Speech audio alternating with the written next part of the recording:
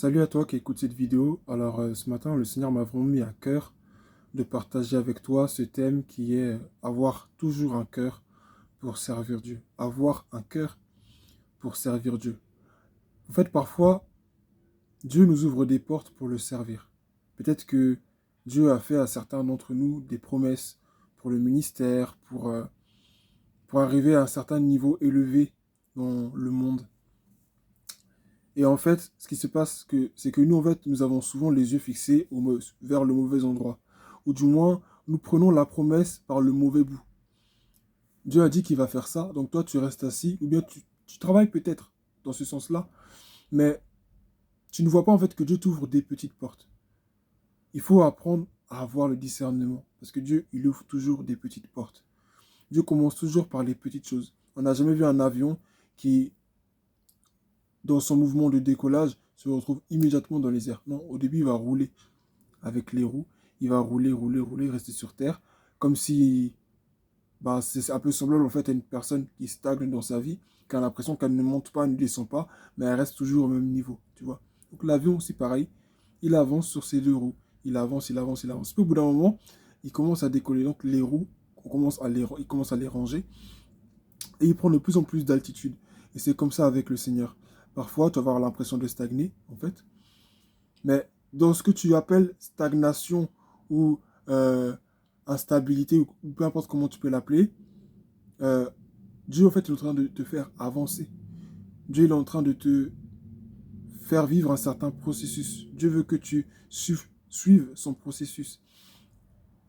Et c'est en suivant le processus du Seigneur que petit à petit, il va te faire monter en altitude. Petit à petit, petit à petit, petit à petit. Mais quand nous, on parle de l'élévation, on pense que ça sera en un seul jour. Il n'y a rien qui se fait en un jour.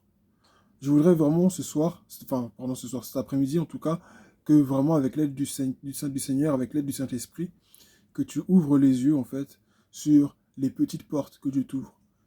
On peut te dire à l'église, même dans ton travail, hein, n'importe où, parce que pour certains, Dieu leur a fait la promesse que c'est là où tu travailles, c'est toi qui vas devenir le patron. Par exemple, Dieu t'a révélé, t'as vu dans tes rêves que tu vas devenir patron, tout, tout, tout. Accepte les petites responsabilités qu'on commence déjà à te donner. Si c'est à l'église, on va peut-être te dire, charge-toi des enfants, alors que tu estimes ne pas avoir suffisamment de pédagogie, de patience, ni même l'envie, en fait, de t'occuper des enfants. Vas-y, parce que peut-être que là-bas, tu vas découvrir des dons qui sont flous en toi, que tu n'aurais jamais découvert si tu n'étais pas parti t'occuper des enfants. On va peut-être te dire, fais l'accueil. Tu dis, oh, moi, j'ai pas envie, rester debout, j'ai honte, parler aux gens. On a tous des raisons de ne pas faire. Mais je t'en supplie, fais. Parce en faisant ça, par exemple, tu vas apprendre à connaître les gens. Tu vas apprendre à être serviable. Tu vas apprendre à être patient. Tu vas développer certains fruits de l'esprit. Encore, tu vas développer le fruit de l'esprit en toi et certains de ses attributs. Tu vas les développer en toi. La patience, l'amour, la tempérance, la joie, la paix, l'amour. Toutes ces choses-là, tu vas les développer. Tu vois, ça va se développer en toi. On va peut-être te dire, viens faire le ménage. Fais, c'est une petite porte. Tu sais pas où ça va t'emmener demain. Tu sais même pas où ça va t'emmener demain. Tu sais même pas. Demain, tu vas peut-être travailler dans un endroit parce que tu auras appris à bien nettoyer à l'église. Par exemple, je donne un exemple tout bête. Hein. Et dans ton travail, tu as gardé, une fois dans un lieu de travail dans le lieu de travail où tu seras, tu vas garder en fait ce réflexe-là. Tu vas garder cette aptitude de bien nettoyer, de bien faire parce qu'à l'église, on t'a dit de le faire auparavant. Donc, tu vas garder cette aptitude-là. Au travail, tout d'un coup, on voit que tu es efficace, on voit que tu fais les choses bien, on va te proposer un nouveau poste. Par exemple, tu vois. Ou pour toi qui as reçu cette promesse-là de Dieu m'a dit que je vais devenir patron, et dans le travail où je suis, beaucoup de gens m'insultent, beaucoup de gens me traitent mal. C'est ton chemin, c'est ta destinée. Dieu va t'apprendre à savoir gérer les caractères des gens. Ça commence toujours par des petites choses. Mais souvent, nous n'avons pas le discernement. Il suffit qu'il y ait un petit obstacle ou un truc qui ne va pas, ou bien parce qu'on nous appelle trop à faire la chose, on nous sollicite trop, donc on se dit je ne vais pas le faire. Et un autre problème aussi, c'est que souvent, on se base sur nos envies, nos sentiments. Ah non, mais je n'ai pas envie. Non, mais j'ai pas le cœur à le faire. Donc si je le fais, Dieu va pas agréer. Avoir le cœur ou ne pas avoir le cœur, ce n'est pas lié à nos sentiments. Ce n'est pas lié au fait d'avoir envie ou de ne pas avoir envie. c'est lié à nos motivations. Quand le Seigneur il parle du cœur dans la Bible, il parle de nos motivations. Quel est le projet derrière? C'est quoi l'arrière-pensée qui nous anime quand on va servir Dieu, quand on va à l'église? C'est quoi l'arrière-pensée? Est-ce que c'est pour montrer nos habits? Est-ce que c'est pour parce on veut juste voir des gens? Est-ce que c'est parce qu'on aime juste la bonne musique?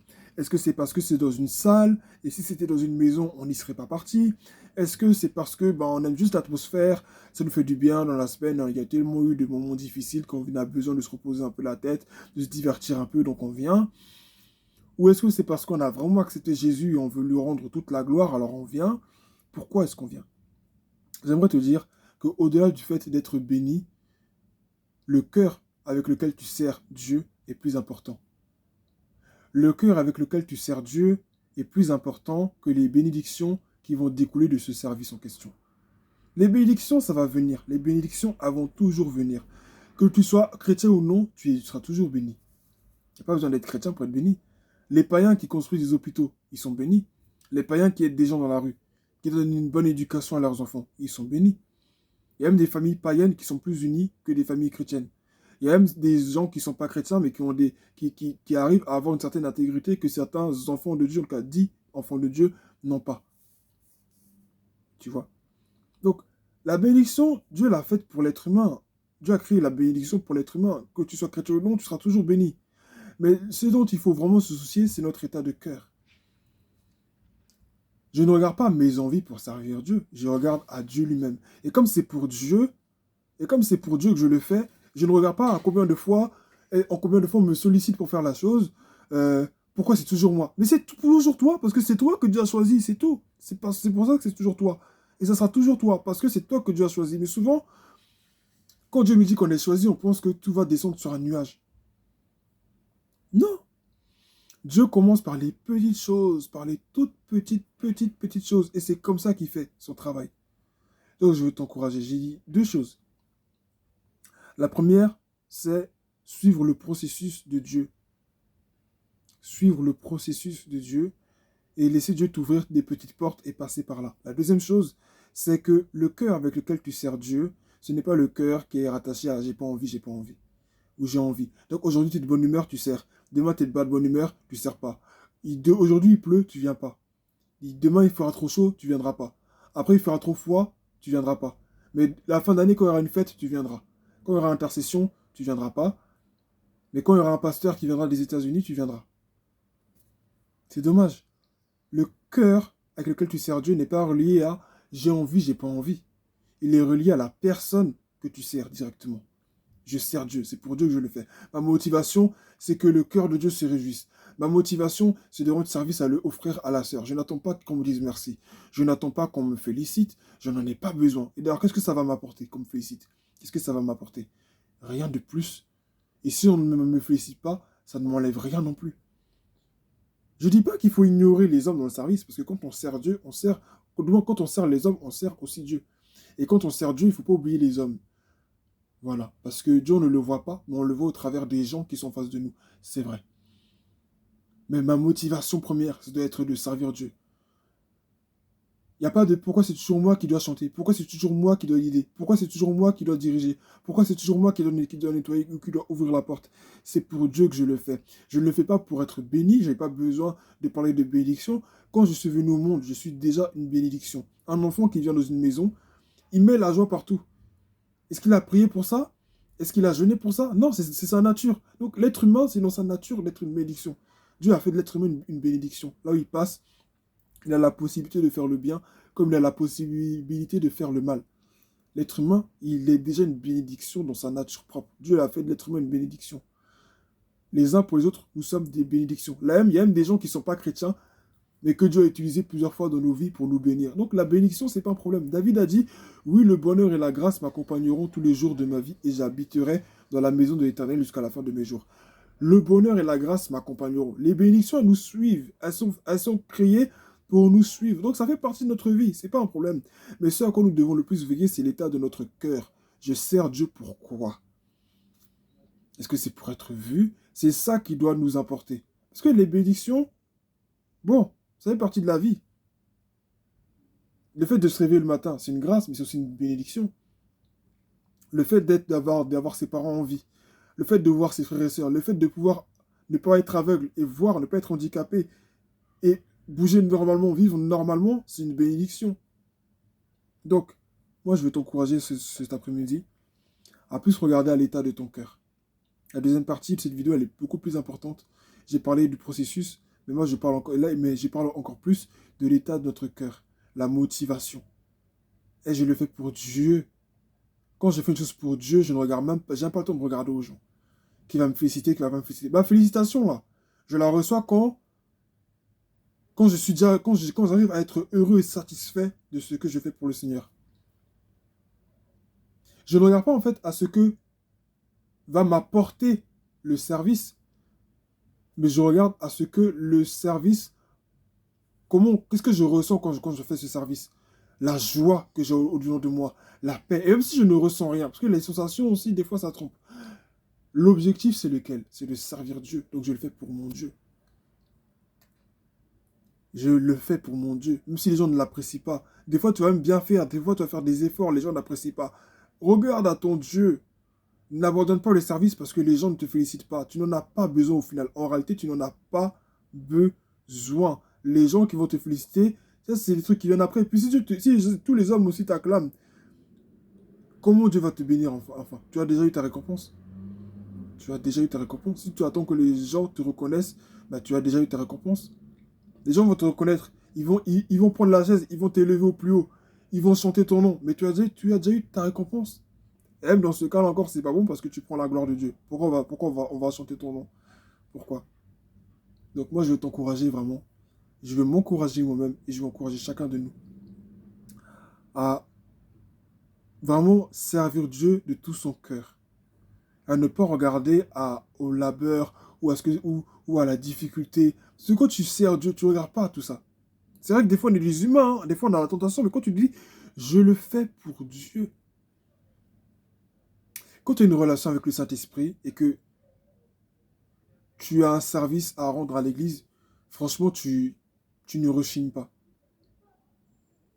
Tu ne, tu ne rougis pas pour ça. Parce que tu sais que c'est pour Dieu, en fait. Si c'est toujours toi, là, bénis Dieu parce que c'est toi qui as été choisi. Tu aurais pu être laissé de côté, on aurait pu ne même pas te calculer, mais lui, c'est qui? Mais toi, Dieu t'a pris de la foule et puis t'a amené devant et puis il a dit, c'est toi qui vas servir. C'est toi qui vas faire. Mais c'est que Dieu t'a élu. C'est que Dieu t'a oint pour le faire. C'est que Dieu a mis quelque chose sur toi même que les autres n'ont pas. C'est ça aussi ce qu'il faut voir. C'est que Dieu a mis quelque chose sur toi que les autres n'ont pas. Même si c'est ménage. Pour faire tout dans la maison de Dieu, là, il faut l'onction pour ça. Pour faire toutes sortes de trucs dans la maison de Dieu, il faut l'onction pour ça. Parce que les Lévites qui servaient dans le temple, là, il fallait qu'ils aient l'onction. Il fallait qu'ils soient ouverts par le Saint-Esprit pour faire ce qu'ils faisaient. Donc toi aujourd'hui qui sers dans la maison de Dieu, même si c'est le ménage, parce que, et je vais finir par là, quand tu fais le ménage, il faut avoir le Saint-Esprit. Pourquoi? Parce qu'il doit te donner le caractère adapté pour supporter les gens. Tu viens de nettoyer à gauche, tu te tournes, tu nettoies à droite, tu te dis, ah maintenant tout est propre.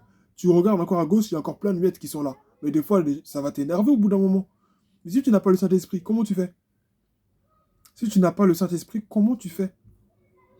Comment tu fais? Sur l'onction de Dieu, sur le Saint-Esprit, comment tu fais? Si tu te fies au Saint-Esprit, même si on a sali 10 fois à gauche, tu vas aller nettoyer à gauche. Parce que tu sais que tu es là pour ça. Ça fait partie de ta vie. Ça fait partie de ta nature. Donc tu ne réfléchis plus à non, mais en fait, oui, mais c'est tout. Non, tu le fais pour le Seigneur. Donc je veux t'encourager, ma soeur, mon frère. Sers ton Dieu, je t'en supplie. Sers ton Dieu. Sers ton Dieu. Ta récompense sera grande. Hein. Mais au-delà de récompense, la récompense, ça viendra dans tous les cas. Si ça ne vient pas sur toi, ça viendra sur tes enfants. Ça viendra sur ta femme. Ça viendra toujours sur une partie de toi. Ça viendra toujours. Mais au-delà de la bénédiction, je t'en supplie, que ton cœur soit ouvert à servir le Seigneur, que tes yeux soient fixés sur Dieu. Quand tu sers Dieu, que tes yeux soient fixés sur lui. Et pas sur, non mais en fait, pourquoi c'est toujours moi? C'est toujours toi parce que c'est toi qui as été choisi. Dans ta famille, pourquoi c'est toujours toi qu'on envoie? Parce que c'est toi que Dieu a distingué au milieu des autres. C'est toi que Dieu a choisi. Quand Dieu distingue une personne là, c'est qu'il a mis sur elle une charge, une responsabilité. C'est pas une affaire de je vais paraître, je serai bien maquillé, j'aurai une belle robe, sous des paillettes, devant une belle scène, et les gens vont m'acclamer. C'est pas ça l'élévation, ça c'est le monde. Ça, c'est l'esprit du monde, ça. Un enfant de Dieu n'a pas besoin de ce genre de choses. Le simple fait d'être un enfant de Dieu dans une famille, c'est déjà une élévation. Le fait d'avoir Jésus, d'être une lumière, d'être un oasis en plein désert, c'est déjà une élévation. C'est déjà une élévation. C'est comme aujourd'hui on dit, et je vais vraiment finir par là cette fois-ci, c'est comme aujourd'hui on dit, oui, le travail c'est de l'esclavage, nos patrons ils nous dominent, ils profitent de nous. Mais en réalité, les vrais chefs dans les entreprises, c'est les salariés. Si on veut bien voir en réalité, c'est les salariés en vrai les vrais chefs. Parce que si du jour au lendemain, tous les salariés se rebellent et disent non, on ne veut plus travailler. Et puis, on va tout faire pour qu'il n'y ait personne qui vienne travailler après nous. Le chef, il va faire comment? Comment il va faire? Il va être chef de qui? Il va diriger qui? Il va faire tout seul. Il va tout faire tout seul. C'est pas possible. Dans le ministère de Dieu, c'est la même chose. On est tous interdépendants les uns des autres. Et Dieu se sert de nous tous. Donc toi qui sers dans la maison de Dieu, sache que le Seigneur a grand besoin de toi. Je t'en supplie, arrête de te plaindre. Je sais que c'est dur, j'en suis conscient. Moi-même, des fois, j'ai déjà murmuré pour des trucs. Mais aujourd'hui, avec le temps, je réalise en fait que c'est pour Dieu en fait. Je le savais déjà avant. Mais là, aujourd'hui, encore plus que les années passées, je réalise vraiment que c'est pour Dieu. C'est pour qui d'autre? Et même si c'est pas pour Dieu directement, pour dire que ça existe même dans la rue ou chez mes parents ou autre, qu'est-ce que ça me coûte en fait? Le service, même des fois qu'on fait là, des fois pour certains, ça va durer combien de temps? 1 heure dans une journée? 15 minutes, 20 minutes, 30 minutes, des fois même quelques secondes à peine? Je t'en supplie, aie un cœur disposé pour le Seigneur. Que ce soit à la maison, dans la rue, au travail, dis-toi, Dieu me regarde, c'est pour Dieu. Et je suis fier, et je suis heureux de servir Dieu. Quand je sers Dieu de tout mon cœur, il y a une joie qui est là. Mon but, c'est de servir Dieu. Dieu sait que, au fond de moi, j'en avais pas envie. C'est vrai, j'en avais pas envie. Mais au-delà de l'envie, je veux le faire pour le Seigneur. Tant que je peux vivre, tant que le souffle de Dieu est en moi, je ferai ce qui me permet de faire dans sa maison. Et c'est à ça à quoi je veux regarder. Je peux, je peux peut-être ne pas le faire avec comment ça s'appelle, je suis peut-être pas encore arrivé à un niveau d'excellence encore, peut-être, mais je commence avec le peu que j'ai. Et avec l'aide du Seigneur, je sais que en m'investissant chaque jour, en m'investissant régulièrement, je vais m'améliorer. Donc, que le Seigneur, non, le Seigneur soit béni. Sers Dieu de tout ton cœur. C'est tout ce que je peux te dire. J'ai pris que toi qui écoutes cette vidéo, qui est arrivée jusqu'à la fin, que le Saint-Esprit renouvelle ta pensée, que le Saint-Esprit de Dieu renouvelle ta manière de voir les choses, que le Saint-Esprit vraiment t'aide à comprendre qu'en fait, ce que tu fais, c'est pour Dieu. Dans tous les cas, tu seras béni dans tous les cas. Mais que le Seigneur t'aide à vraiment... je prie donc que le Seigneur t'aide vraiment à comprendre ce qui vient d'être dit. Voilà. Que le Seigneur te fortifie. Et vraiment, très bonne soirée, très bonne journée à toi, très bonne semaine. Je ne sais pas ce qui va se passer dans les jours prochains. Mais peut-être que Dieu s'apprête à ouvrir une grande porte pour toi. Je t'en supplie, ne murmure pas. De peur que cette porte se referme. De peur que tes murmures ne soient en fait la clé qui va fermer la porte devant toi, à tout jamais. Alors que c'était une grande porte pour ta destinée. C'était vraiment la porte de ta destinée. Mais parce que tu as murmuré juste un peu, Israël a murmuré dans le désert. Qu'est-ce qui s'est passé? Ils ont tourné pendant plusieurs années dans le désert. Pendant plusieurs jours, en cas, dans le désert. Alors que Canaan était juste devant eux. Donc, prends courage. Je sais que c'est dur, je sais que c'est pas facile. C'est vrai que des fois, quand on te blâme, quand on dit des trucs sur toi, quand il y a beaucoup de choses, c'est pas évident. Je suis pas à ta place. Mais souviens-toi que si moi qui te parle, le frère Isaac qui te parle, je n'ai pas été à ta place, je voudrais que tu te rappelles un peu que Jésus a déjà été à ta place. Et ce Jésus qui a vécu toutes ces choses, il a mis son esprit en toi. Pour que toi aussi, tu sois capable aussi de vivre la même chose que lui. Pour que tu puisses garder la tête hors de l'eau. Donc, prends courage et garde un cœur pour servir le Seigneur. Ne regarde pas à tes envies parce que ça va te perdre. Ne regarde pas à tes sensations, ça va te perdre. Ne regarde pas aux paroles des hommes, ça va te perdre. Ne regarde qu'à ton Dieu. Ça aussi, c'est l'adoration. La Bible dit, soumets-toi à Dieu et le diable et résiste au diable et il fera l'un de toi. Des fois, vous savez, il y a des démons qui agissent dans nos vies, il y a des problèmes qu'on rencontre juste parce que nous ne sommes pas soumis au Seigneur. On chasse, on chasse, on chasse, on chasse, mais ça part pas. Parce que le démon sait que tu te comportes comme lui. Les démons, c'est des rebelles vis-à-vis de Dieu. C'était des anges qui se sont rebellés vis-à-vis de Dieu. Donc quand ils voient que tu te comportes comme eux se sont comportés pour se retrouver là où ils sont, ils ne peuvent pas t'obéir. Ils ne peuvent pas t'obéir. Mais quand tu vas te mettre à servir, quand tu vas te mettre à être docile pour le Seigneur, quand tu vas te mettre à faire ce que Dieu te dit de faire, tu verras au final qu'il y a des choses qui vont partir seules. Donc que Dieu te bénisse et sois fortifié. Que Dieu te bénisse et bonne journée.